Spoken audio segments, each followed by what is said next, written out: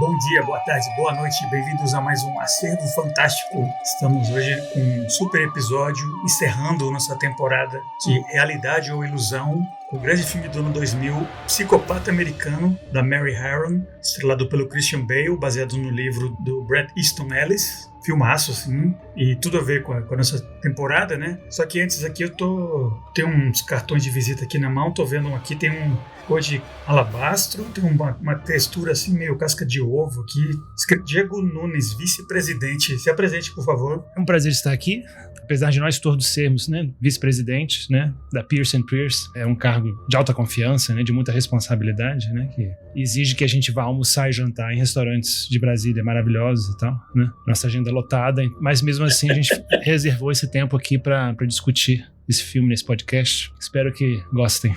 Eu tenho que ver na minha máquina Nautilus, né? E aí eu vou voltar bem forte e motivado pra gente continuar o podcast. Só um minuto, tá? E esse outro aqui, um cartão, esse aqui, mas não sei, Opalina, assim, meu creme. Igor de Campos, vice-presidente também, tudo bom? Olá a todos e todas que estão nos escutando, é sempre um prazer estar aqui com vocês, Cavalheiros Sem Creme. Creme é o que tem no meu cartão, creme é o que tem no meu rosto também, né, da minha máscara facial. Mas assim, é sempre um prazer estar aqui, mas eu pediria que a gente gravasse logo esse podcast, porque eu tenho uma reserva hoje à noite pro restaurante Dorsia, né? Eu não gostaria de me atrasar, sabe? Vocês sabem como é que é, né? É um restaurante muito requisitado, então assim, eu tenho que estar lá na hora certa, porque eu marquei um coquetel, né, com os meus amigos, né, o Paul Allen e o Patrick Bateman, então vocês estarão lá me esperando. Então, por favor, vamos gravar logo esse episódio, sim? Não temos tempo a perder. Certo. O terceiro cartão é o meu, né, que é, eu diria, o melhor dos três, né, na minha opinião pessoal, o Gelo, né, sem textura nenhuma, que é menos cafona, né. Felipe Sobreiro também, o vice-presidente, né, e, bom, fica... cada um tem o seu gosto.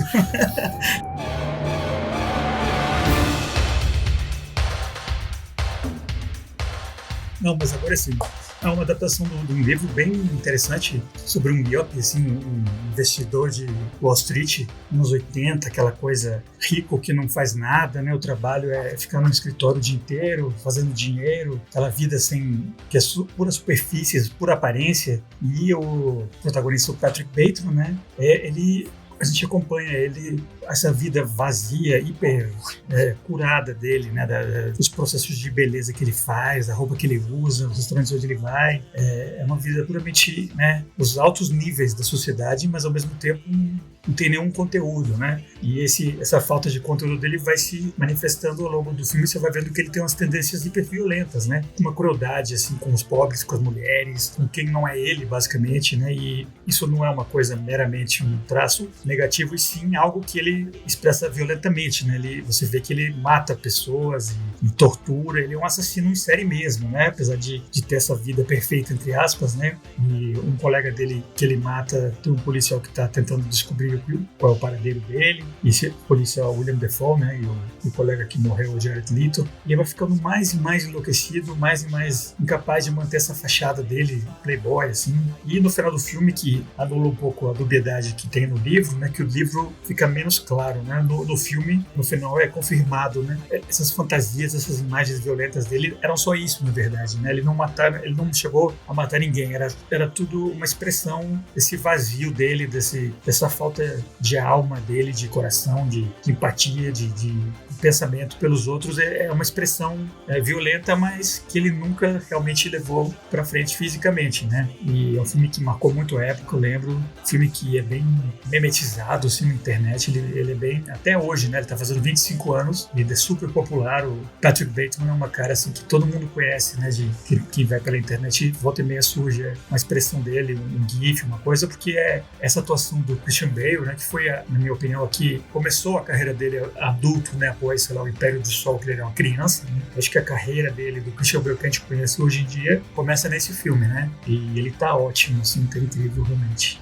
Então é isso, né? Por esse fato de você não estar inteiramente claro como o Patrick, o que é real, o que é só a fantasia dele, ele tá matando mesmo, ele tá destruindo tudo ao redor dele só pra exercitar essa monstruosidade que ele tem, ou ele só tá sonhando isso, né? Então a gente achou que tinha tudo a ver com a temporada e eu também tô de acordo. Quem não viu, espero que vocês assistam, que é um filmaço. Mas deixa eu perguntar pros meus co-hosts, assim, os outros vice-presidentes, inclusive pro Diegão, por exemplo, que foi quem recomendou.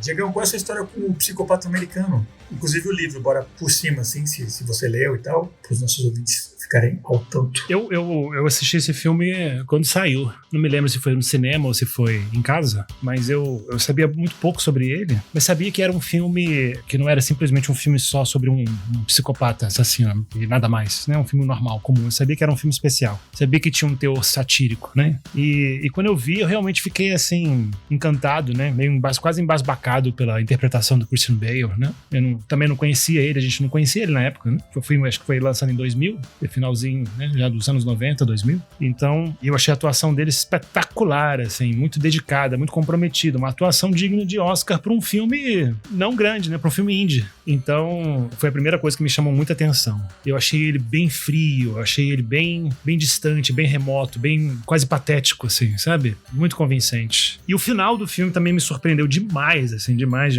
assim, sabe? O final do filme com esse twist, né? Com essa dúvida, com essa ambiguidade sobre se ele tá vivendo algo real ou não, né? Ou se é tudo fantasia. Eu achei máximo, achei muito bom. Hoje em dia eu assisto, né? Já entregando o que eu acho, né, sobre essa questão. Hoje em dia eu assisto e eu vejo claramente que tudo que ele viveu é fantasioso, né? Tudo isso que viveu é uma válvula de escape pra ele, imaginativa. Eu gostei tanto do filme que eu quis ler o livro, né? De qualquer maneira. Comprei o livro, e o livro é um livro que não é fácil, acessível de ler, porque ele tem um estilo muito interessante, mas um pouco repetitivo. O narrador do livro, né? O Patrick Bateman, ele faz questão de marcar e enumerar, identificar tudo que ele usa, todas as marcas que ele usa e toda... Por isso que eu brinquei, né? Que até a máquina de ginástica que ele tem em casa, ele fala que é a marca Nautilus e fala o tipo e o modelo da máquina, e aí todas as roupas, os ternos que ele usa, os restaurantes que ele vai, ele descreve os pratos que ele come em detalhe. Então ele faz questão, assim, de descrever o status, né? De cada coisa que ele consome e de cada experiência que ele tem. Como se fosse uma coisa que vão se somando à vida dele, né? Que ele tenta somar, agregar à vida dele para que a vida dele faça algum tipo de sentido. E o livro marca bem isso. O livro é ultra violento, muito mais do que o filme, e no livro realmente a ambiguidade ainda é maior. A gente realmente no livro não tem certeza nenhuma se ele realmente mata as pessoas, se ele vive aquelas fantasias ou não. Eu recomendo muitíssimo o livro, mas tem que estar preparado, né? Não é um livro linear e narrativo e fácil, tranquilo. Mas eu gostei muito. No meu caso é igual. Eu vi o filme primeiro e o livro depois. O filme eu vi em VHS na época. Gostei muito também. O fato do Christian Bale ser desconhecido ajuda muito, né? Na época, ele é o Patrick, né? Hoje em dia, o Christian Bale é uma super estrela, né? Mas pra mim, ele era o personagem. Então, me marcou muito também. Dessa última vez que eu vi agora, foi a vez que eu achei mais engraçado o filme. Tem altas cenas. É um filme de sátira, né? Mas tem vários momentos que eu dei risada, assim, que é um filme mais leve, né? Eu acho que do que o livro, que é bem opressivo, não só pela violência, que é hiper violento, né? O que ele descreve, mas realmente nessa numeração de contabilizar e tentar tirar alguma vantagem, né? Na especificidade de tudo que você consome ser de alto nível e detalhadíssimo, né? Como se isso aumentasse em alguma coisa o status dele, né? Então ele é um livro que cansa, assim, mas vale a pena, eu acho, também. O único livro do Bret Easton Ellis que eu li, mas eu gostei bastante depois que eu me acostumei, né, com essa qualidade dele, né, repetitiva, obsessiva, com status e com a numeração. Mas acho que tem tudo a ver com o personagem, né. Bom, é isso, né, filmaço, adoro. Queria ter visto no cinema, mas não foi o meu caso. E agora deixa eu perguntar pro Igor, você, qual é a sua história com o Psicopata Americano, o filme, o livro, etc? Qual é a sua impressão? Minha história é muito parecida com a do Diego, que é muito parecida também com a sua também, Filipão. Eu assisti esse filme quando o filme foi lançado. Eu não assisti ele no cinema, não. Eu acho que eu quis ter visto ele no cinema, mas acabou que eu assisti ele em VHS ou em DVD ou alguma coisa assim. E eu vou falar uma coisa pra vocês. Eu demorei um pouquinho pra gostar. Assim, hoje eu gosto muito desse filme. Eu dou, assim, 5 estrelas redondas pra ele, sabe? Eu acho que é um filme genial. E a gente pode até depois falar por quê, né? Por que eu vou defender esse ponto? Eu acho que é um filme genial em vários aspectos. Mas eu demorei a gostar dele. Porque eu acho que eu fui mais desavisado, né, pra esse filme do que o Diego. Porque o Diego, ele ainda sabia que era uma sátira, que tinha elementos de sátira social. Eu nem isso sabia. Eu aluguei um filme com o título Psicopata Americano, realmente acreditando que era um filme de horror. E eu comecei a assistir o filme achando que seria um filme de horror. Então, foi um pouco frustrante em um primeiro momento, né, ver que ele não correspondia com as minhas expectativas. Eu achei engraçado que desde os créditos iniciais do filme, né, o filme ele já brinca um pouquinho com essa questão da expectativa do público, porque você vê umas gotas vermelhas caindo num fundo branco, né, e o nome Psicopata Americano, então, claro, você imagina, isso é sangue, né, isso é sangue das vítimas dele, e aí você vê, uma espécie de creme de morango, ou creme de framboesa, alguma coisa assim, que está sendo colocado num prato desses pratos chiques, gourmets, né, de um restaurante fino. Aí você vê uma pessoa segurando uma faca, né, aí a faca cai, mas aí a faca não cai, sei lá, no pescoço de ninguém, a faca cai numa cebola, ou seja, é alguém preparando um desses pratos. Então, assim, eu acho que desde os créditos, o filme ele já brinca com essa questão da expectativa do público, né? Olha, você acha que você vai assistir um filme X, mas na verdade eu vou te contar uma história Y. Você acha que vai ver a história de um psicopata, né, de um serial killer? Você acha que esse filme vai ser mais um desses filmes na linha de filmes de psicopata, né, de filmes investigativos, né, agentes do FBI na trilha de serial killers? Eu acho que o filme que inaugurou essa onda foi O Silêncio dos Inocentes, que veio alguns poucos anos antes, né, que o Psicopata Americano.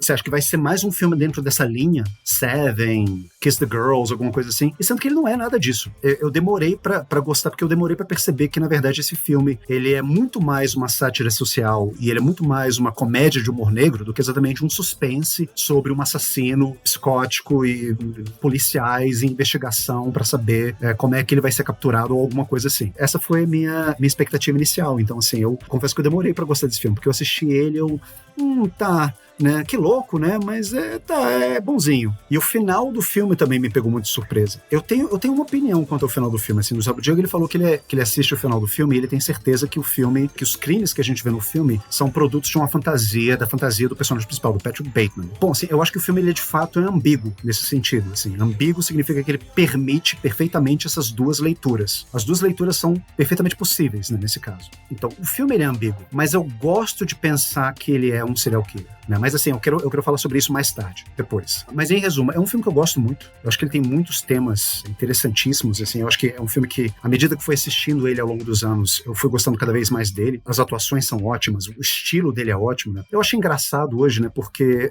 a gente tá em 2025, né? Falando sobre esse filme. Quando ele saiu, em 2000, os anos 80 eram considerados uma piada, sabe? Era extremamente brega e cafona. Hoje, anos 80 é cool.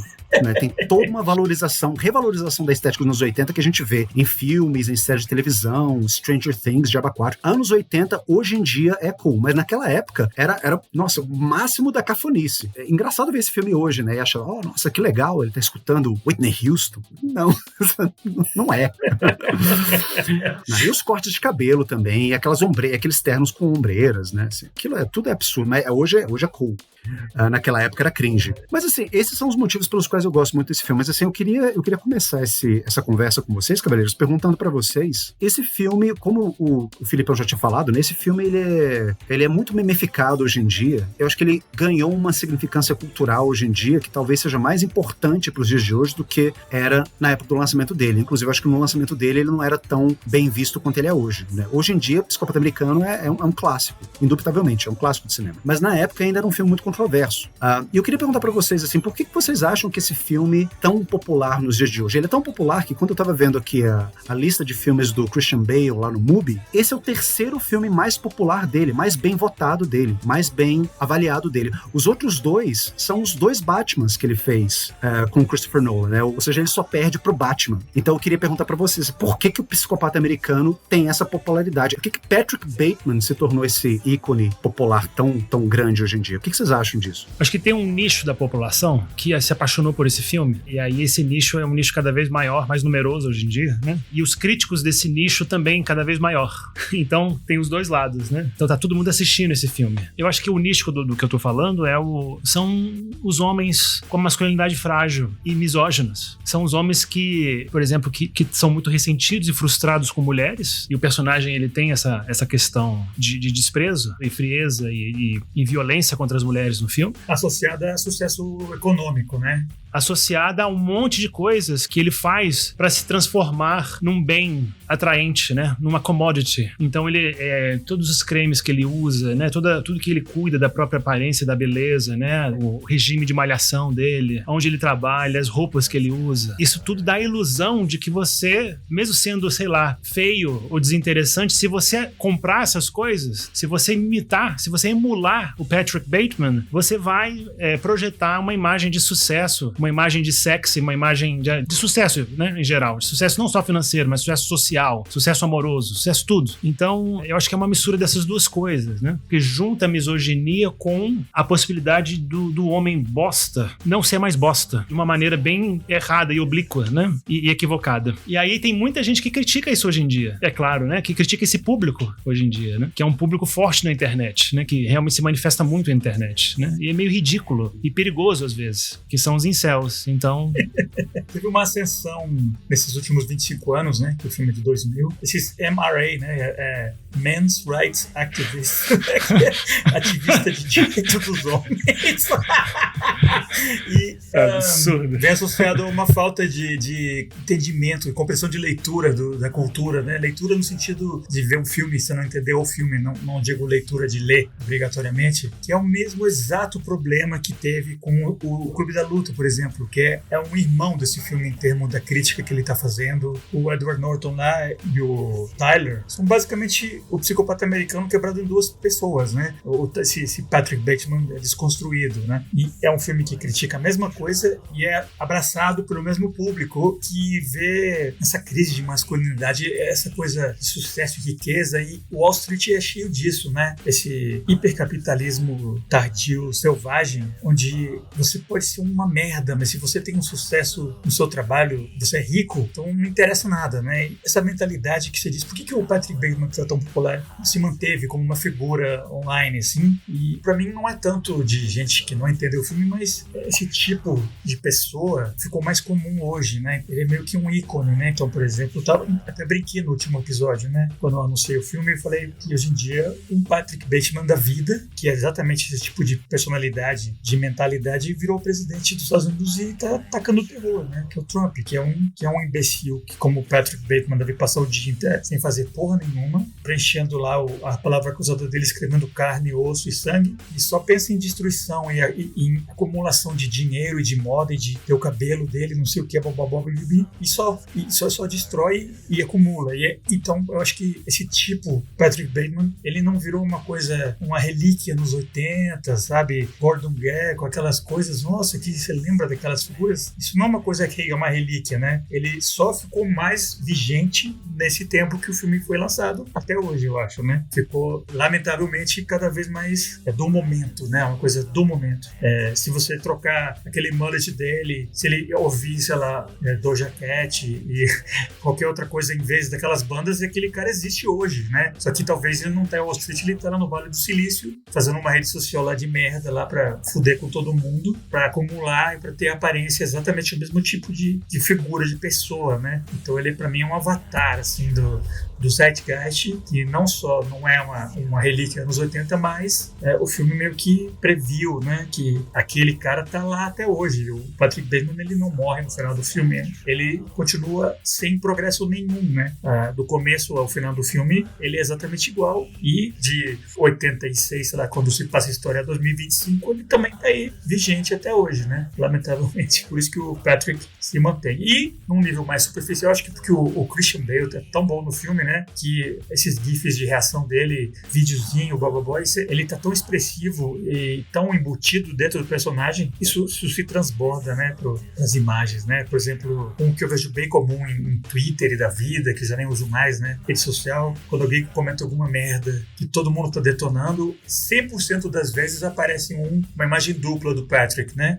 Daquela cena que ele tá vendo os cartões de visita, né? Primeiro quadro ele dizendo, very nice, muito legal, muito legal. Agora vamos ver as respostas ao que você falou, né? Que quando a pessoa está sendo detonada. Então esse tipo de utilização memética vai além até do filme, né? Ficou tão forte, tão marcado além do personagem, que virou parte do léxico, né, da internet. Mas principalmente eu acho que essa figura tipo Patrick tá ficando bem emblemática, né? Acho que a longevidade do filme vem daí, mais do que que qualquer outra coisa. Eu mesmo ia tentar responder essa pergunta também, né? Assim, eu gostei muito da resposta de vocês dois. Eu acho que a minha resposta é mais ou menos uma amálgama da resposta do Diegão e da resposta do Felipe, né? Eu acho que, sim, existe essa parcela da população. Eu não sei, Diegão, eu acho que é uma parcela ainda pequena, né? Assim, quando a gente vai pensar nesses incels, nessa galera desses movimentos de direito masculinistas, sabe? Eu não sei se isso é a grande e vasta maioria dos homens hoje em dia. Tenho minhas dúvidas quanto a isso, né? Assim, do ponto de vista estatístico mesmo, assim, não sei quanto a números, né? Essa galera existe, sem dúvida nenhuma, e eles são muito vocais e presentes, né, nas redes sociais e na internet, mas eu não sei se eles constituem, digamos assim, a maioria dos homens hoje em dia.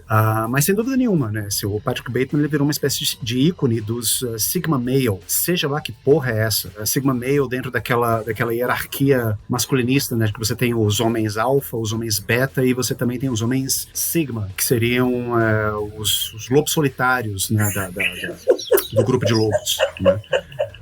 O que é altamente fajuto, né? No final das contas, o Sigma Male, ele é um beta male, que ele não admite que ele é um beta male, ele queria ser um alpha male, mas ele não consegue ser um alpha male, aí ele vai se empoderar sendo um Sigma Male. Mas assim, esse jargão da psicologia evolucionista, né, que caiu nas graças populares, eu acho absolutamente vazio hoje em dia. Isso não quer dizer absolutamente nada, né? Alpha male, né? Que bosta é essa? Isso não é nada, né? Mas assim, tem grupos que realmente levam isso a sério, acham que nós homens somos divididos nessas categorias, né? E que o Patrick Bateman seria, assim, um avatar, né, dos principais valores, né, que o Sigma Male representa, né? Agora, por quê, né? Eu fico me perguntando por quê. Será que ele não tem absolutamente nada de bom? Esse personagem, ele não é imbuído de nenhuma característica positiva? Eu acho que a fachada do Patrick Bateman, a fachada de um homem independente, focado em si mesmo e empoderado. São três coisas que, a princípio, são muito boas. Todo mundo quer ser independente, todo mundo quer ser empoderado, todo mundo quer focar nas suas próprias coisas, focar na sua carreira, pensar em crescimento pessoal, sabe? Então, sim, então por que não, né? O Patrick Bateman seria, então, né, um representante, um arauto, né, desses valores. Sendo que eu acho que isso é uma leitura, talvez, falha, né? Não gosto muito de usar essa palavra, né, mas vou usar aqui. Uma leitura talvez superficial, né, daquilo que o personagem é. Ele realmente ele tem esse verniz de independente, mas ele no fundo ele é um solitário. Ele é independente porque ele é sozinho. Ele é independente porque ele não tem nenhum laço real com ninguém, né? Você vê no filme, ele tem um círculo de conhecidos, né, mas ele não é realmente amigo de ninguém. Eu queria aproveitar isso que você acabou de falar para puxar que ele tem, apesar de ser esse vazio puro, né, pura fachada e tal, ele tem esse autoconhecimento que eu achei interessante, que na narração dele é completamente sincera, né? Pelo menos uma narração onde ele confessa, ele diz que ele é vazio, não tem nada dentro, né? E ele comenta que ele só tem 2 sentimentos que eu achei interessante, que acho que dá um assunto pra gente, que é disgust and greed. Ele só sente nojo e cobiça, mais nada, né? E o resto é fingimento. E quando a noiva dele pergunta por que ele insiste em casar, porque se ele quer casar, ele diz que sim, porque ele quer fit in, né? Quer me encaixar. Então eu acho que é interessante esse triângulo de valores dele, né? Necessidade de se encaixar no status dele, cobiça e nojo. Aí você tem uma pessoa, e acho que não, né? Mas eu acho interessante que ele tem essa autoconhecimento. Ele fala para nós, espectadores, né? Ele confessa, olha, eu não sinto nada, eu sou completamente vazio, eu sou só uma casca, e eu odeio todo mundo, odeio todos, e eu só quero ganhar dinheiro e encaixar e passar. Então eu me pergunto, eu de nós três sou quem menos entende de psicanálise, não sei o que, parece pra mim que ele tem esse impulso violento dele, meio id, né? Tem esse elemento super ego de fit in, de se encaixar no mundo, e acho que o ego dele quase que nem sobra nada ali no meio, né?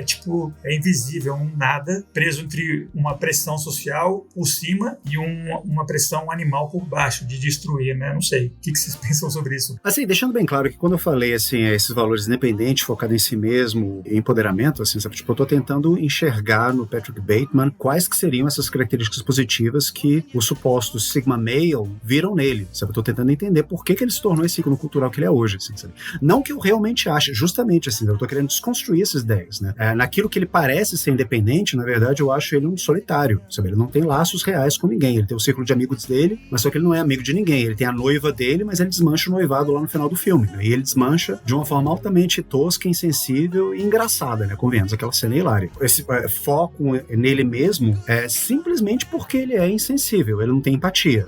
Aquela cena dele lidando com um mendigo, sabe? Eu acho que é muito ilustrativa disso que eu tô falando. Ele é totalmente insensível ao problema dos outros. E esse suposto empoderamento dele, isso tem a ver com uma coisa que você falou, falou, Filipão, né? Porque eu acho que o Patrick Bateman, ele é esse personagem atraente, assim, ele enquanto personagem, né? Ele é atraente porque, bom, assim, ele pertence a essa vasta categoria de personagens, né? Que é o serial killer. E o serial killer é um personagem muito atraente, assim, culturalmente falando, né? Ele tem sido um personagem muito importante para a cultura, né? Para o cinema, para a televisão, para a literatura, desde os anos 70, desde o final dos anos 70 até os dias de hoje, mais ou menos, né? Tem um livro muito interessante chamado Projected Fears, Horror Films in American Culture, Medos Projetados, Filmes de Horror e a Cultura Norte-Americana. Quem escreveu esse livro é uma pessoa chamada Kendall R. Phillips. Só para adicionar que você falou que desde o final dos anos 70 que tem essa fascinação do cultural em geral com assassino em série. Eu diria que antes, né? Eu acho que o primeiro filme que inaugura isso é o Psicose, em 60, né? Eu acho que aí é o ponto zero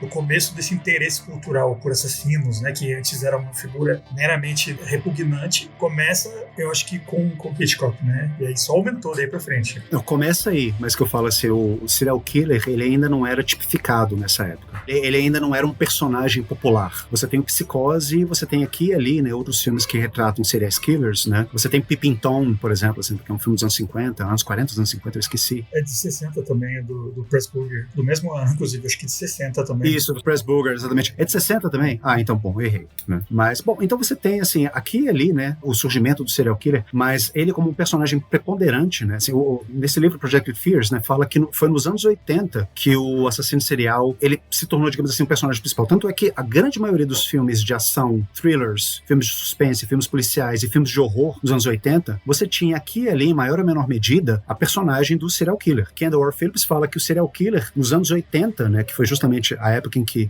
o livro foi incubado, né, e a época em que se passa a história do livro e do filme, o serial killer virou uma espécie assim de avatar de todas as contradições e de todas as tensões presentes nos anos 80. Então não é à toa que foi nos anos 80 que teve essa explosão de filmes de assassinos seriais, né? Não foi à toa que anos 80 viu, sei lá, Sexta-feira 13, toda a série do Halloween, toda a série do Nightmare on Elm Street, Manhunter e tantos outros filmes, né, sobre esse assunto. Então, eu acho que muito dessa fascinação que a gente tem com o Patrick Bateman vem do fato, sim, dele ser um serial killer, porque o serial killer, entre outras coisas, ele encarna esse id totalmente sem freios. Ele faz o que ele quer, né? Ele é riquíssimo, ele é belíssimo e ele não tem nenhum tipo de sentimento ou remorso, né, quanto às ações dele. Então, olha só que utopia, que sonho. Eu posso fazer o que eu quiser, sabe? Que ninguém vai me parar e eu não vou sentir nenhum tipo de culpa. Maravilha. Esse é o sonho dourado de muita gente. Quer dizer, nem vou dizer de muita gente. Eu estenderia dizendo assim, sabe? Porque esse é o sonho dourado de todo mundo, né? Todo mundo quer fazer o que quer sem sentir a menor culpa. Mas aí, claro, né, existe a sociedade, existe todas as internalizações que a gente faz dos valores sociais que impedem que a gente faça isso, e que bom, porque senão o mundo seria um caos. Mas a gente projeta essa fantasia de invulnerabilidade, né, e de superpotência nessa figura, que é o serial killer. Então, Patrick Bateman virou, assim, uma espécie de ícone jovem, porque ele encarna isso, assim, a vontade absoluta, o poder absoluto. Eu falo o que eu quero, eu faço o que eu quero, né, eu como o que eu quero, eu como quem eu quero, não há limites pra mim. Isso diz muito a respeito da cultura de hoje, dessa crise que os homens estão passando, né? Que eles precisam se projetar nesse tipo de personagem para se realizar. Eu ia dizer que esse elemento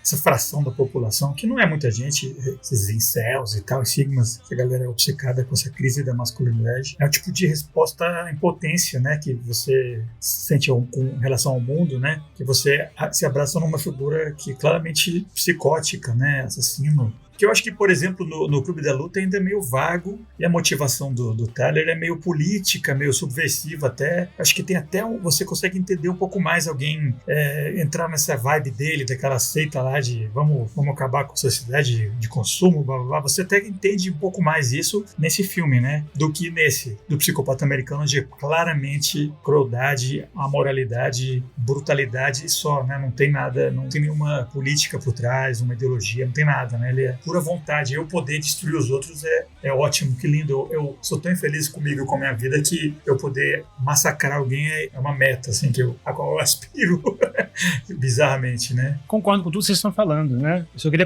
complementar também essa vontade dele de se encaixar, né? De Firen. Eu acho importante no personagem, realmente, né? Uma fala muito importante do filme. E depois ele fala que ele é vazio. Ou seja, se ele se sente vazio de conteúdo, né? Vazio de personalidade, vazio de empatia com o ser humano, ele é um homem impotente, né? Ele é um homem... porque como é que você vai ser potente, né? Sem estabelecer relações genuínas com outro, né? Especialmente com outras mulheres, né? E aí isso é uma boa sátira, uma boa crítica a esse desejo de ser igual, né? De ser uniforme, de se uniformizar a um certo grupo, né? Se uniformizar de tal forma, né? Você vai ficar tão homogêneo que você vai ficar indistinguível dos seus colegas. Uma coisa praticamente japonesa quase, que é uma coisa que os japoneses vivem culturalmente diariamente. Inclusive é um traço cultural do japonês ele não se destacar na esfera pública, né? Na esfera do trabalho especialmente, né? É um valor, né? Você ser indistinguível do seu grupo, né? Porque o grupo é que tem valor, não o indivíduo. E é interessante como o filme brinca com isso, né? Como ele é confundido várias vezes. Vários personagens chamam ele de outros nomes e confundem ele com outros personagens. Então o filme fala muito sobre esse vazio de identidade, sobre quem realmente é Patrick Bateman. Como se ele não tivesse uma história de vida, como se ele não tivesse vivências, como se ele não tivesse construído uma individualidade com o tempo e com as experiências de vida que ele teve, como se ele realmente fosse uma casca oca, realmente, né? E eu acho interessante colocar que quem escreveu o livro foi um homem que é abertamente gay. E um homem abertamente gay, especialmente naquela época, né? Hoje em dia, um pouquinho menos, talvez, né? Mas um homem abertamente gay, ele sempre teve que, pra ele poder ser gay, pra ele poder ser publicamente gay, ele tem que estar em paz com o fato de ele não se encaixar, sabe? Um homem homoafetivo, ele doesn't fit in, ele não se encaixa, sabe? Por ser gay, sabe? Ser gay é basicamente estar um pouco fora do centro, como a gente até falou, né? Que uma fala do Luca Guadagnino do episódio passado. Então eu acho que pra um cara como ele, como Bret Easton Ellis, é realmente um alvo, assim, que ele deve ter super interesse de satirizar e de realmente agredir culturalmente, né? De agredir com linguagem, né? Um personagem assim vazio, sem história, que só pensa em se encaixar e que é de tão impotente, ele precisa realmente impor a violência interna dele nos outros, né? Ele é intercambiável com os seus pares, né? Ele tem nenhum tipo de especificidade, né? Assim, todos uma réplica um do outro, ou a maneira dele de impor alguma coisa destruindo, né? Matando, massacrando. Eu acho que, inclusive, historicamente, se você for ver, estudar, eu acho que muitos assassinos seriais eram impotentes, ou eram muito frágeis com a frustração. São homens que não aguentam a frustração, que não aguentam o sofrimento, que não sabem lidar, que não sabem se recuperar de uma frustração, ou de uma falha, de um fracasso. São homens que têm uma fragilidade muito grande em lidar com o próprio fracasso. E a gente vê o Bateman, né, o Patrick Bateman, fracassando muitas vezes, sentindo um fracasso. Eu não vejo ele tão empoderado assim. Eu acho que realmente o Igor tem razão. As pessoas veem ele como empoderado, mas se você prestar bem atenção no filme, ele não é nada empoderado. Ele é frágil pra cacete. Ele se sente fragilizado, inferiorizado o tempo todo com relação aos amigos dele. Ele quer ser louco pra ser um alpha male,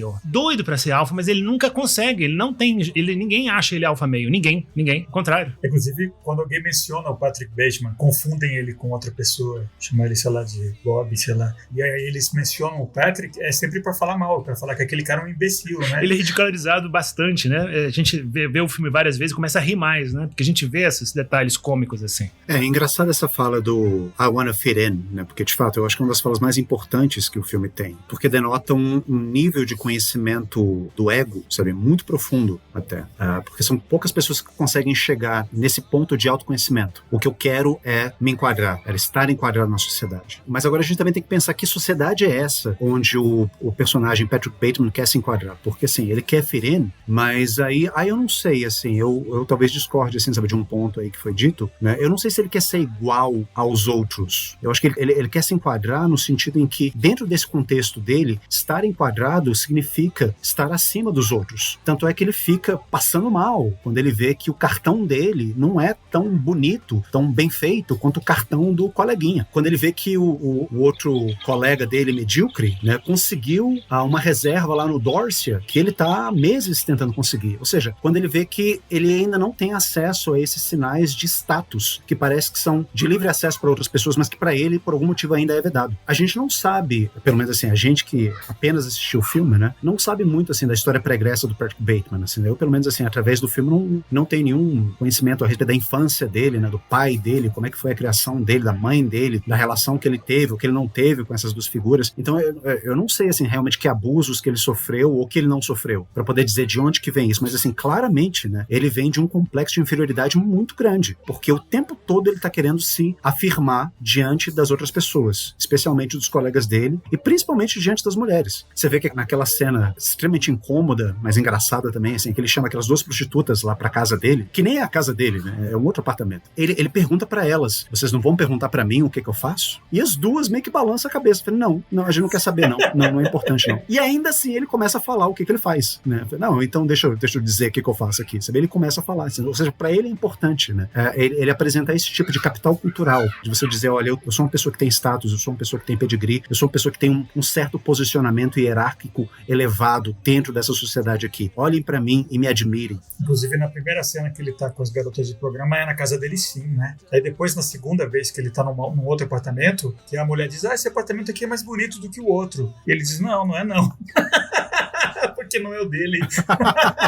Exatamente. Então, eu acho que isso diz muito a respeito dessa crise. Assim, a gente não tem muitas informações, né, sobre a biografia, né, do Patrick Bateman, mas a gente vê assim, os sintomas da crise dele, que é uma crise de personalidade. Ele quer ser, como o Diegão mesmo falou, assim, ele quer ser um macho alfa. Ele quer, pelo menos assim, sabe, vestir os signos que façam dele, né, um macho alfa reconhecível para as outras pessoas, para os outros machos alfa, da mesma alcateia que ele. Mas ele o tempo todo esbarra no fato de que ele está num contexto sociocultural em que os homens são homogeneizados, que praticamente não tem diferença entre ele e o Paul Allen, entre ele e o Davis, né, que no final do filme, né, o advogado dele acha que ele tá falando com o Davis, né, Davis, aquela mensagem que você deixou na minha secretária eletrônica, aliás, que coisa anos 80, né, secretária eletrônica, aquela mensagem que você deixou pra mim, que engraçado, né, até parece que o Patrick Bateman ia fazer, e ele fala assim, poxa, mas você já falou comigo várias vezes, você não tá me reconhecendo, você não sabe quem eu sou o Patrick Bateman, eu não sou o Davis, mas o próprio detetive parece que ele incorre nessa confusão de identidades, ou seja, parece que ele tá num mundo em que os caras são meio que iguais. Sabe-se lá Deus o que você tem que fazer para você de fato se destacar, para você de fato ser diferente. Porque não existe uma diferença muito grande entre o Bateman, o Davis, o Allen, seja lá quem for. Eles são todos iguais. Eles se vestem basicamente da mesma maneira, eles vão para os mesmos lugares, eles almejam estar nos mesmos lugares, eles transam com as mesmas mulheres, sabe? Tipo, existe uma coisa altamente incestuosa, sabe? Porque um é noivo de uma mulher que tem um caso com outro cara, que tá dormindo com ele, com outro, que já foi namorada do cara. Então, assim, é como se eles fossem uma grande família, até nesse sentido. O Bateman, ele tá noivo de uma personagem da Reese Witherspoon, mas aí parece que ele aventa a possibilidade de que ela tá dormindo com um outro cara, com um dos sócios dele, e ao mesmo tempo que ele tá vendo a noiva que é de um outro cara, sabe? Ou seja, parece que não tem diferenciação real, não tem identidade entre essas pessoas. E convenhamos, aquela cena do cartão, ela é engraçada. Um dos motivos dela ser engraçada é porque, creme e ovo maltine, sabe? É o caralho, velho. Não tem diferença aqueles cartões. Aqueles cartões não são diferentes. Dá pra ver realmente qual é a verdadeira diferença entre um cartão padrão creme e um outro cartão padrão ovo. Textura diferente, mas não muda nada. Não tem nenhum cartão ali que você olha e fique chocado, assim, de que cartão foda. São todos a mesma merda. E essa procura por se encaixar já foi conseguida por ele, né? Ele, na verdade, já é um sucesso, né? Ele já conseguiu a missão dele. Ele tem que se manifestar de alguma maneira. Por isso que eu imagino, né? Porque a gente diz, né? Esse filme é uma sátira. Porque essas pessoas, tirando esse aspecto de serial killer, essa pessoa não existe, né? Essa galera que trabalha na bolsa, que tá sempre obcecada com social media. Hoje, acho que o Patrick Bateman de hoje em dia talvez seja um influenciador até, sei lá. Essa mente ainda existe, né? A sátira pra mim é nesse vazio existencial, né? Nessa crise completa.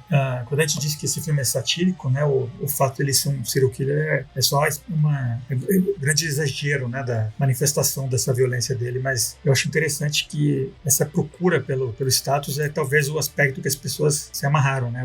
Essa pessoa que idolatra ele, que ignora a obviedade do comentário que está sendo feito. A gente acha que é mais consumista hoje do que era nos anos 80, né? Que era o ápice do consumo do Ronald Reagan e tal. Por isso que a gente falou mais cedo, né? Porque a figura do Patrick Bateman é vigente. E eu acho que tem a ver com isso, né? Essa obsessão com status, com compra, com mostrar o que você tem, a marca, que nem no livro, né? Numerar seu relógio da onde, a meia da onde, a cueca da onde, seu cabelo é tal cabeleireiro, não sei o quê. Esse aspecto da violência dele é uma manifestação desse id bruto dele, mas as pessoas acho que se amarram, né, nesse lado da superfície e não conseguem nem ver a sátira em si, né? Completando o que vocês estão falando, né? A questão do cartão, né? Fiquei pensando aqui. O cartão, ele é um pedaço de papel. Ele não tem peso nenhum, né? Ele é puramente simbólico. E eu acho legal essa ideia do cartão como sendo um valor quase máximo para eles, como sendo a posse mais preciosa de cada um deles, porque é um pedacinho de papel com o nome deles, que são nomes intercambiáveis, inclusive, e com a função igual para todos, uma função sem sentido nenhum, vice-presidente, tem 23 vice-presidentes numa companhia, sei lá, não tem significado nenhum, realmente, não tem peso nenhum. Então,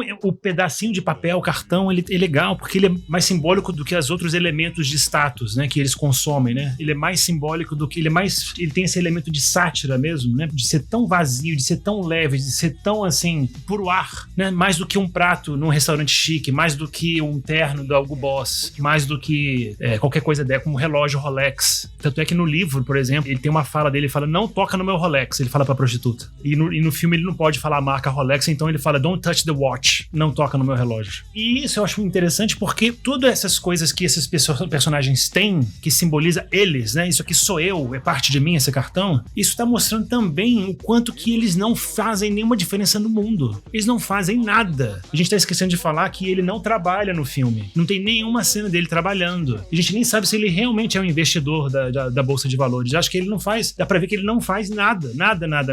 Talvez ele seja filho do dono da companhia, ou sobrinho, sei lá. E o filme sempre mostra ele ou fazendo cruzadinha, ou desenhando na agenda, falando no telefone pra marcar uma reserva, né? Então, é importante que pra esse vazio dele ficar bem claro, bem óbvio, essas pessoas não fazem nada, não fazem nenhuma diferença no mundo, não produzem nada de bom, elas não trazem nada de bom no mundo. Nada.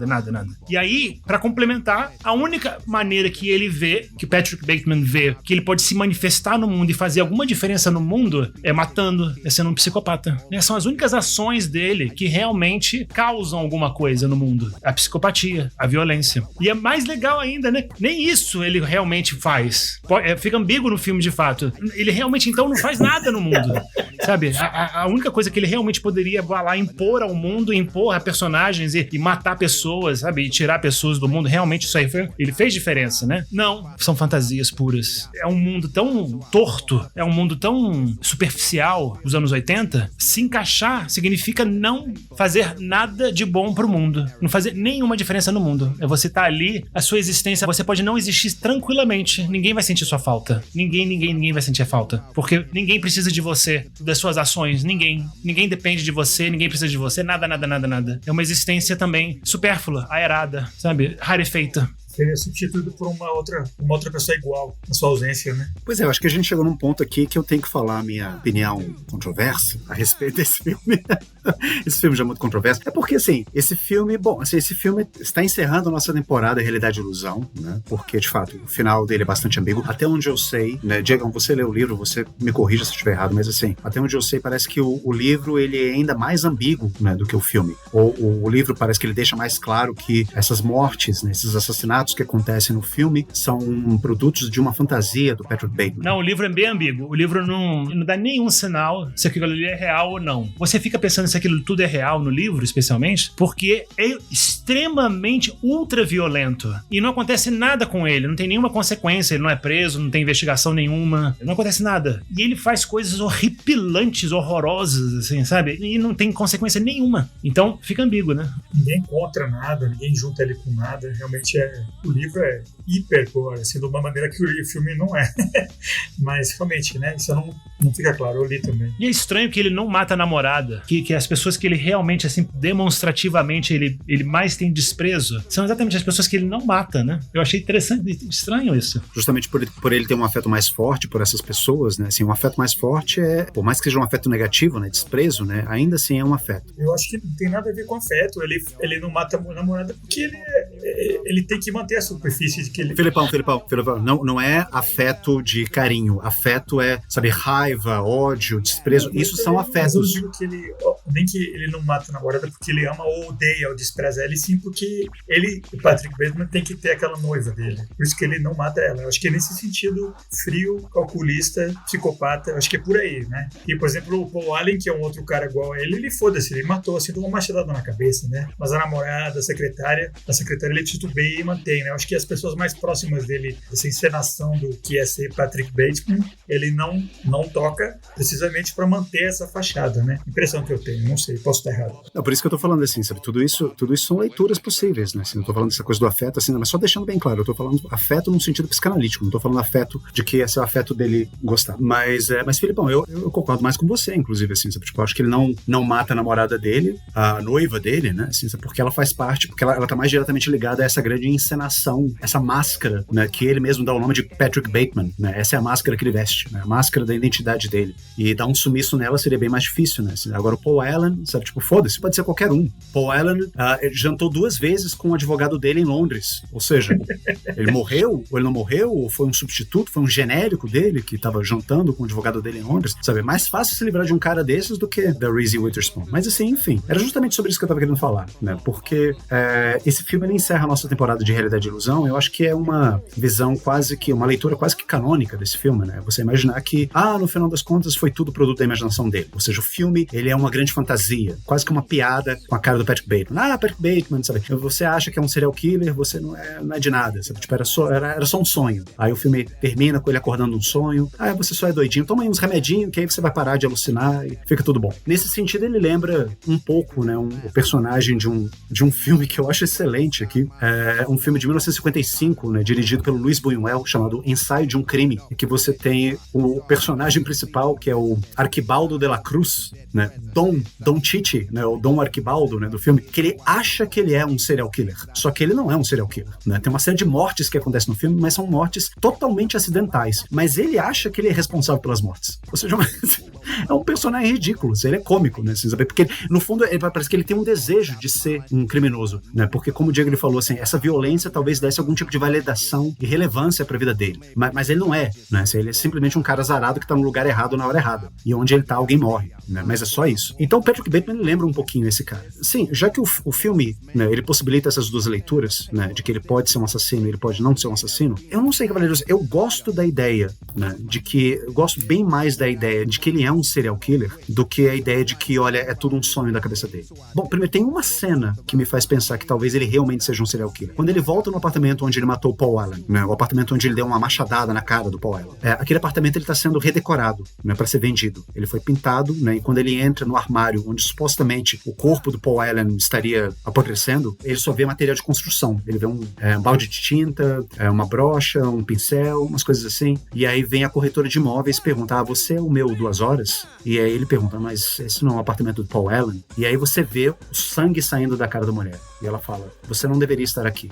Me faz pensar que, olha, sim, a gente entrou aqui nesse apartamento e de fato tinha um cadáver aqui, sabe? Mas se a gente chamasse a polícia, né, para investigar esse crime, a gente não ia conseguir vender esse apartamento. O preço do apartamento cairia, o imóvel perderia o valor. E a gente não quer isso. A gente não quer ter esse trabalho. Então a gente se livrou do corpo para poder vender esse apartamento. Ela me passa um pouco essa vibe, porque ela expulsa ele do apartamento. Ela fala assim, olha, sai daqui, sabe? E nunca mais volte. E ele fica sem entender, assim, putz, mas por quê? O que foi que aconteceu? Essa ceninha me faz pensar que o Patrick Bateman talvez seja um serial killer, mas só que ele vive num mundo em que, das duas uma, as pessoas elas não querem ter o trabalho, né, de lidar com um serial killer, justamente porque lidando com um serial killer, lidando com crimes de verdade, entre outras coisas, o preço do imóvel cairia, e também porque elas não se importam, sabe? Tipo, eu acho que a crítica social e a sátira do filme ganham ainda mais acidez se você pensa que, de fato, ele é um serial killer, mas ele vive num meio em que ser um serial killer pode passar despercebido no meio daquela galera. Aquela galera já é tão escrota que se você é um assassino serial, não faz diferença nenhuma. Você é mais um dentre eles. Então, eu não sei, eu gosto de pensar que ele de fato é um assassino porque ser um assassino faz com que esse recorte da diretora e do Bret Easton Ellis seja ainda mais pungente, seja ainda mais, sabe, seja uma crítica ainda mais aguda a esse meio.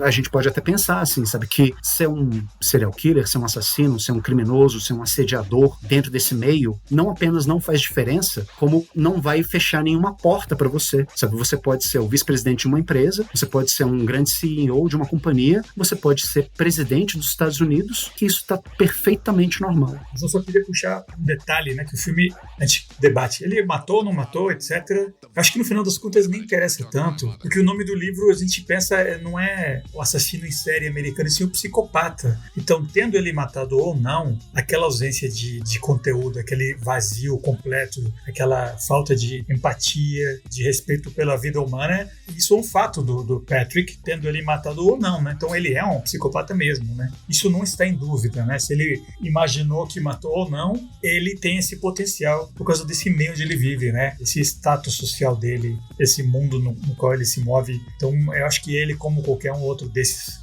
colegas dele, como você falou, realmente tem que ter um traço psicopata, né? Eu já li várias vezes, né, que se você analisa comportamento de CEO de multinacional, se fosse uma pessoa fazendo aquilo e não uma empresa, você consegue classificar isso como algo, comportamento psicótico, né? Então, realmente, isso é um estado natural deles, né? Matou ou não matou, quem sabe, mas que é psicopata, não tem a menor dúvida.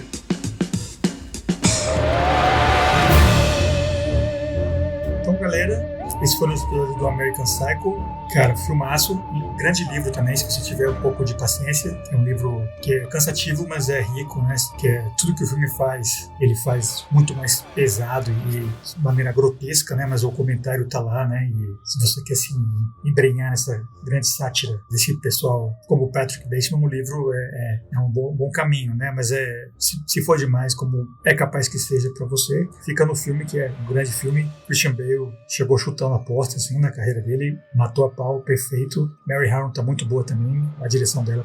E essa temporada toda foi muito divertida, na minha opinião. Esperamos que vocês tenham curtido. Antes da gente anunciar qual vai ser a próxima temporada e o próximo episódio, né? Deixa eu perguntar para os meus dois co-vice-presidentes aqui quais são as dicas que eles dariam para quem assistiu o nosso episódio do American Psycho, assistiu o filme, ou leu o livro, inclusive, né? Por exemplo, o Diegão. Eu preciso recuperar aqui para vocês, né? Enfatizar a importância de assistir Wall Street, do Oliver Stone, de 87. Lá no meio, bem na época mesmo, bem no auge do yupismo, né? Dos yuppies na Bolsa de Valores, né? Eu acho que não é um filme perfeito, né? Mas é um documento histórico, é um registro de como era de fato naquela época, assim. Eu acho que é um filme bem verdadeiro, né? Bem verossímil nesse sentido, né? É um filme que mostra de fato um homem jovem, né? Que sonha com a riqueza, né? Que sonha com esse status super elevado, né? Com sonho em estar acima de todos, com sonho com esse tipo de sucesso capitalista, né? Esse sucesso com base em posse. É realmente baseado só em posse, porque o trabalho em si, né? É pura especulação. E eu acho que é o personagem do Gordon Gekko, né? O personagem do Michael Douglas é um personagem icônico, absolutamente, na história do cinema, assim. Mereceu o Oscar de ator coadjuvante, né? Tá espetacular. Essa frase, ela nunca vai ser esquecida. Acho que é uma frase que vai estar, como sempre, das frases mais famosas do cinema, né? A cobiça é boa, né? Greed is good. Essas frases mais simples são as que ficam, né? Impressionante. Então eu acho que é importantíssimo. Tem que rever esse filme, tem que ver. E é um filme que mostra, de fato, essa cultura que o American Psycho satiriza. E é interessantíssimo como o personagem principal, ele tem duas figuras paternas, né? A figura Al, genuína, que é o pai dele de verdade no filme, que é um ator espetacular, Martin Sheen, pai do Charlie Sheen, e o Michael Douglas, né? Que é a outra figura paterna diabólica. Então, recomendo muitíssimo esse filme. Eu já vi muitas vezes, eu gosto. Muito bom. Oliver Stone, realmente, né? Gordon Gekko é um Patrick Bateman, né? Só que nesse filme, a diferença do psicopata americano, você vê ele negociando e trabalhando, né? Por mais que seja meio abstrato, assim. Ele não tá só na palavra cruzada, que nem o Patrick. E você, Igão, qual é a sua dica da semana? Eu vou ter duas dicas aqui, né? O primeiro, mas eu tenho que dizer que o Diegão recomenda, assim. Tá aí a recomendação dele. Eu desrecomendo Wall Street. Diabo de filme chato pra caralho. Eu tenho que dizer isso. Nossa, eu fui ver esse filme por Oliver Stone, Michael Douglas. Nossa, diabo de filme chato pra caralho. Ele tem coisas muito boas, ele tem cenas muito boas. Assista as cenas do Michael Douglas, realmente ele é muito bom. Vale a pena ver o filme por causa dele. E também porque é mais uma forma de você entender essa cultura yuppie que foi tão preponderante nos anos 80. Então, assim, é um filme que, de fato, marcou a época e deixou algumas frases de efeito aí, né? Mas já vai avisado, né? Se o Diegão ele recomenda, eu desrecomendo. Eu acho chato. Já disse que é chato? Chato. esse filme. Mas enfim, de filme chato pra chato, um dos filmes que eu tenho pra recomendar também é um pouco chatinho, mas eu acho que ele serve muito bem pra entender, de novo, o que foi essa cultura Yuppie dos anos 80, né? E ele também é baseado num livro do Bret Easton Ellis.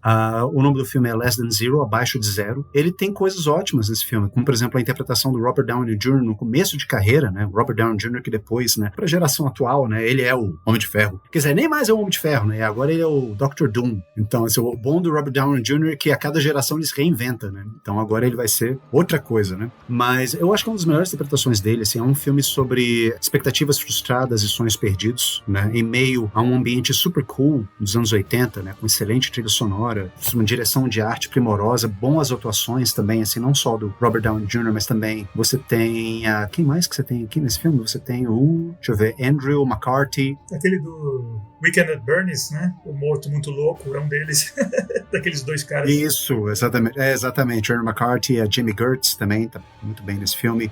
James Spader, eu acho que não tem como você fazer um filme sobre a geração perdida dos anos 80, sobre esses aspectos mais tanatológicos dos anos 80, sem você colocar o James Spader, né, fazendo um personagem dúbio, ambíguo, andrógeno, ou seja lá o que quer que ele seja, sabe? Tipo, ele faz o papel de um traficante, muito, muito boa a ponta dele nesse filme. Então essa é uma das minhas recomendações, se você quiser entrar mais, assim, sabe, nesse universo chique e decadente dos anos 80, da cultura yuppie, do materialismo, do consumismo, do reganismo, né? Recomendo então Less Than Zero. Mas se você gostou desse aspecto psicótico, né, do filme, e se você tem, né, true crime stories como sendo um dos seus prazeres culpáveis, não se sinta mal, é um dos meus prazeres culpáveis, totalmente, né? Já fui julgado várias vezes, mas eu adoro histórias de crimes reais e psicopata, serial killer, essas coisas todas. Eu deveria falar com um terapeuta pra ver se eu sou normal. Eu já sei que eu não sou, né? Mas enfim, recomendo que vocês assistam, se vocês tiverem estômago pra isso, né? Um filme chamado A Casa que Jack Construiu. É um filme de 2018, dirigido pelo Lars von Trier. Lars von Trier que anda com uma saúde bem fraca, né? Então talvez seja o último longa-metragem que o Lars von Trier venha fazer, eu não sei. Eu espero que não, porque eu acho ele um excelente diretor, eu gosto muito do Lars von Trier, mas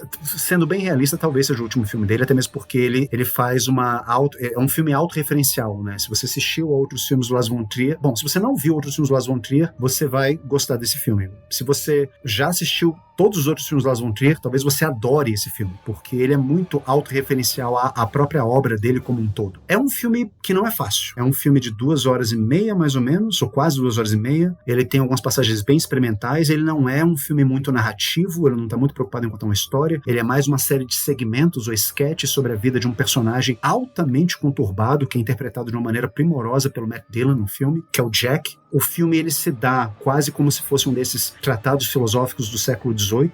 Sei que o Lars von Trier é um grande admirador do Marquês de Sade, então aí você vê uma estrutura literária bem sadiana, né, na própria narrativa do filme, né? O filme ele é dialogado o tempo todo, é como se você tivesse a ação e duas vozes que estivessem comentando e explicando a ação do filme. Eu achei esse formato interessantíssimo, mas talvez alguns espectadores achem um pouco estranho, talvez monótono, talvez verborrágico, não sei, eu acho que depende do gosto de cada um. Eu achei primoroso, né? Eu acho que é um excelente filme, mas por conta dessas diferenças estruturais dele e por conta de, né, é um filme que não poupa o espectador em nenhum momento, assim, ele é bem cruel em certas cenas. Não chega a ser muito gory, muito cheio de sangue, mas o personagem é de uma crueldade, assim, quase nefasta, né? E a forma como ele advoga a favor dessa crueldade torna o filme ainda mais perturbador, né, no sentido das ideias. Eu acho que se você conseguir passar por cima dessas coisas, você tem um prato cheio aí. É um filme excelente, é um filme que, entre outras coisas, ele questiona justamente essa nossa obsessão cultural que nós temos com a figura do serial killer e faz um paralelo interessante entre a paixão que a gente tem por assassinatos e a paixão que os artistas têm por criarem suas obras. Olha só que coisa. Então recomendo aí A Casa que Jack Construiu, filme do Lars von Trier de 2018. Muito bom.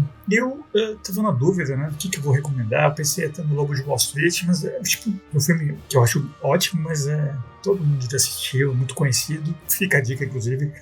Mas eu assisti ontem, por coincidência, um lançamento que tá fácil de ver, tá no Prime. O Aprendiz, do Ali Abbasi, diretor iraniano, um filme produção americana sobre a ascensão do Trump, né? Como sendo aprendiz daquele advogado Roy Cohn, que era mão direita do McCarthy nos anos 50, ultra reaça, assim, brutal, ao mesmo tempo que ele era também uma figura meio gay meio conhecidamente, assim, é uma figura, um cara poderoso que serviu de mentor pro Trump. Eu sei que, não sei vocês, mas eu não aguento ver o Trump e ouvir ele, pensar nele, mas eu achei que o filme fez um papel muito legal, muito sutil de contar a história. Não achei meramente uma caricatura engraçada, também não passa pano pra nada. E o Sebastian Stan, né, que é aquele ator que eu pessoalmente comecei a conhecer ele como filme de super-heróis e tal, né, um ator mais comercial, tá ótimo no papel do Trump, achei ele muito bom. O Roy Cohn é feito pelo Jeremy Strong do Succession, né, a vibe do filme tem um pouco a ver com essa dessa série. Eu achei muito bom, assim, inesperadamente eu vi meio que sem muita pretensão, e eu acho que tem muito a ver com esse filme de hoje, né, então acho que é um filme que, pela associação com o presidente Trump, a gente fica com um pouco de preguiça, né? Acho que vale a pena, não passa pano, mas também não é uma caricatura, assim, Saturday Night Live, simplesmente, né? Um filme muito bem feito, muito bem filmado. Quando é nos anos 70, você vê o grão, assim, meio 35mm, quando a ação passa para os anos 80, é meio vídeo, assim, meio vídeo antigo, né? Achei muito esteticamente interessante esse filme e muito bem atuado as ações impressionantes, assim, dos dois principais. Só queria comentar rapidinho do Aprendiz, que eu vi também, gostei muito, e acho que mostra de uma maneira bem isenta, né? De uma maneira não claramente denúncia, que eu acho mais interessante ainda, como o Trump, ele é obcecado por fazer dinheiro, né? Por fazer negócios. O grande objetivo dele, a grande obsessão dele é fazer grandes negócios, né? Tirando a maior vantagem para ele possível. É a habilidade dele de negociar. Ou seja, o filme inteiro mostra ele mais jovem, né? Nos anos 70, 80, e aí se você pensar que aquele homem mostrado no filme ele vai ser presidente depois, é um absurdo. Você vê o quanto que é absurdo, que é um homem que nunca pensa em nenhum momento, em 0 segundos ele pensa na população, no povo, fazer o bem e tal, e ajudar o país e tal. É um homem que só não tá nem aí pra isso. Nada. Perfil absolutamente pra não ser presidente. Exatamente. É por isso que eu acho que tem a ver com o episódio de hoje, né? Essa figura vestidora, assim, obcecado com grana e com poder e nada mais além disso, né? É só uma casca humana, né? Só que no caso dele é pintado de dourado, né? Não é a figura apolínea que é o Patrick. Mas então, galera, esperamos que vocês tenham curtido a temporada, o episódio. A gente se divertiu muito, como sempre, conversando aqui, botando nossas ideias assim para debate, mudando de ideia. Eu acho que foi uma temporada super rica assim no nosso programa. Só que quando a gente fez a nossa enquete ano passado no Instagram, né, a gente botou o que a gente vai falar no programa. A que ficou de primeiro lugar foi essa, né? Realidade e Ilusão, que vocês acabaram de ouvir hoje, terminando. E a segunda colocada ficou tão próxima que a gente falou, temos que emendar, não adianta, bora, senão o pessoal vai desistir de ouvir a gente. Então vamos fazer logo em segundo lugar, continuando com uma temporada também selecionada pela segunda grande quantidade de ouvintes, que é a temporada de Vampiros do Acervo Fantástico, que ficou de segundo lugar na nossa enquete, e vai ser agora. A gente já tem a seleção toda feita, o Igor tá curtindo aqui no mudo, tá levantando os braços que nem o Patrick, mostrando os bíceps dele. E então é isso, galera. Nossa próxima temporada, Vampiros, como foi solicitado. Espero que vocês curtam muito. E vamos já começar falando com um filme recente, né? Momento que a gente está gravando aqui em março, o lançamento no começo do ano, mas está bem vigente, super popular. É o remake de Nosferatu, do Robert Eggers, com a Lily Rose Depp, Nicholas Hoult. Filmaço. Eu vi no cinema com o Igor. Muito legal. Ué, você não vai falar o Bill Skarsgård, que é o principal? Não, o Bill Skarsgård é o próprio vampiro. Né? Pensei a mesma coisa, foi depois Nosferatu, foda-se, né? Mas Lily Rose Depp, assim. Eu falei, a gente vai falar no episódio, eu só tô falando que tô falando do filme como um todo, né? A gente tá sacaneando você. Remake do Nosferatu de 2024, Robert Eggers inaugura nossa temporada de vampiros. Esperamos que vocês fiquem com a gente. E a gente já tem muita coisa planejada para depois. Temos já ideias do que vem até depois da temporada dos vampiros. Então, vem coisa muito legal por aí. Então é isso, galera. Esperamos você daqui a 2 semanas. Bora dar nosso tchau pros ouvintes. Grande Igor de Campos. Cavalheiros, é sempre um prazer falar com vocês sobre esses filmes psicóticos e absurdos e alucinatórios e alucinógenos. Eu gostei muito dessa nossa temporada. Espero que os nossos ouvintes tenham gostado também, tanto quanto a gente tenha gostado de rever esses filmes, rever ou ver, enfim, rever, ver e conversar sobre esses filmes. E é desnecessário dizer, assim, sabe, que esse adolescente de 15 anos, trevoso, gótico, sabe, está vibrando por uma temporada inteira só de filmes de vampiros agora, e a gente ainda vai inaugurar com Nosferatu, que é um filme, eu acho que é o filme que, após anos de Twilight, né? Conseguiu devolver a dignidade, né? As criaturas da Transilvânia, que agora não tem mais essa merda de sair de dia e ficar brilhando e ser vegetariano e casar virgem, essas coisas todas. Vampiro voltou a ser vampiro, né? Mas brincadeiras à parte. Ansioso pra gente falar sobre essa nova temporada, sobre o Nosferatu do Robert Eggers, que eu achei um ótimo filme. E é isso, gente. Muito obrigado pela audiência, muito obrigado por terem escutado a gente, muito obrigado pela paciência de estarem conosco até hoje. E até aqui, não esqueçam de seguir a gente no Spotify, no Instagram, mandarem suas dúvidas, sugestões, críticas. E é isso. Até a próxima. Um grande abraço. Tchau, tchau. Diego Nunes. Falou, pessoal. Amei esse episódio. Adorei falar sobre American Psycho, né? Sobre Psicopata Americano com vocês. Enriqueceu mais ainda, como sempre, né? A minha experiência com filme e com livro. E muito empolgado também pra nossa temporada de vampiros. A gente já deu esse spoiler, né? Não vai rolar Crepúsculo nessa temporada. Sinto muito, né? Pra quem gosta. Vai rolar vampiro monstro. A gente gosta de monstro. Vampiro monstruoso. Olha, que chupa sangue e mata, assassino. Vai ser isso. Os grandes filmes de vampiros, né? A gente escolheu de vários pontos de vista, filmes diferentes, filmes com pegadas diferentes, com estilos diferentes. Com certeza fiquem com a gente, continuem ouvindo, que vocês vão curtir muito. Um abração. É isso aí, pessoal. Sou o Felipe Sobreiro. Espero vocês daqui a 2 semanas com a nossa temporada de vampiros. Falou!